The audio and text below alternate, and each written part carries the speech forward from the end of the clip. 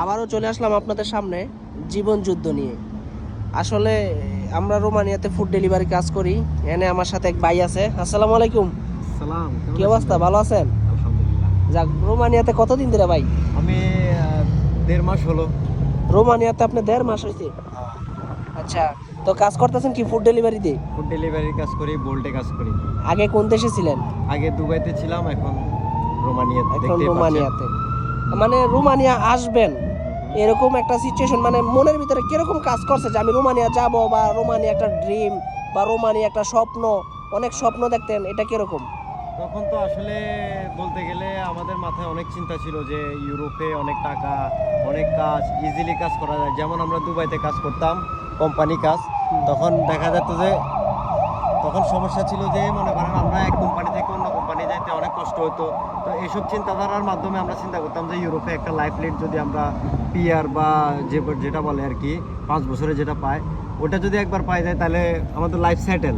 কিন্তু এখন দেখা যাচ্ছে যে ওটা তো দূরে থাক, এখন বর্তমানে আমরা যে লাইফ লিড করতেছি এটা আসলে বলার মতো না, কেউ চিন্তাও করতে পারবে না আমরা কত কষ্টে আছি। এখন ওই যে কথাটার কথা মনে পড়ে না যে আমি ইউরোপে যাবো, আমার একটা স্বপ্ন, ওইটা নিয়ে কিছু বলেন যে স্বপ্নটা কি আসলে কি সত্যি ছিল, না এখন আসার পরে ভাবতেছেন যে স্বপ্নটা আমার ভুল ছিল? এটা আসলে আমি বললেও কেউ বিশ্বাস করবে না।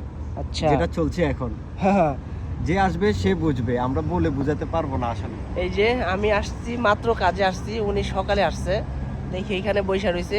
বললাম যে কাজের কি অবস্থা, আসলে কাজ অতটা ভালো না আজকে। আজকে হয়তো আপনার কালকে ফ্রাইডে গেছে, আজকে শনিবার, আজকে অবস্থা এমনি, কারণ রোমানিয়াতে শনি রবি দুইটাই অফ থাকে, যার কারণে আজকে কাজের খুবই অবস্থা খারাপ। তো আপনি আরো কিছু বলতে চাইতেছেন? আমি শুধু এটাই বলবো যে যে দেশে থাকুক, মিডল ইস্ট থাকুক, বাংলাদেশে থাকুক, ওইখানে একটা অবস্থান তৈরি করতে। ইউরোপের চিন্তাধারা মাথায় রেখে কোনো আপনি দেশেও কোনো কাজ করবেন না, বা অন্য কোনো গলফ কান্ট্রিতে গেলে ওইখান থেকে চলে আসার চিন্তাভাবনা, এগুলো না করে যেখানে আসুন সেখানেই ভালো থাকুন। কিন্তু এখন তো যুবকদের মানে মাথা নষ্ট হয়ে গেছে, ইউরোপ যাইতে হইবে, বুঝেন নাই? আমি আপনাকে এটাই বললাম যে আসার পরে বুঝতে পারবে। আচ্ছা, এটা বলে বোঝানোর মতো না। আসলে আসলে আমি একটা সত্যি কথা বলি, আসার পরে বুঝতে পারবে, এই ভাইটা বলছে না, ঠিক আমি সেম। আমি কুয়েতে ছিলাম, বাংলাদেশে ছিলাম, এবং ইন্ডিয়াতেও গেছি। রোমানিয়ার জন্য 2 বছর, আমার 6টা বছর নষ্ট করছি। আসার পরে ভাই বুঝতে পারছি যে মানুষের যে যেই অবস্থানে থাকে, আলহামদুলিল্লাহ, আলহামদুলিল্লাহ, আলহামদুলিল্লাহ। তো ধন্যবাদ সবাইকে, আজকে এই পর্যন্তই। আরও কিছু জানার জন্য কমেন্ট বক্স খোলা আছে।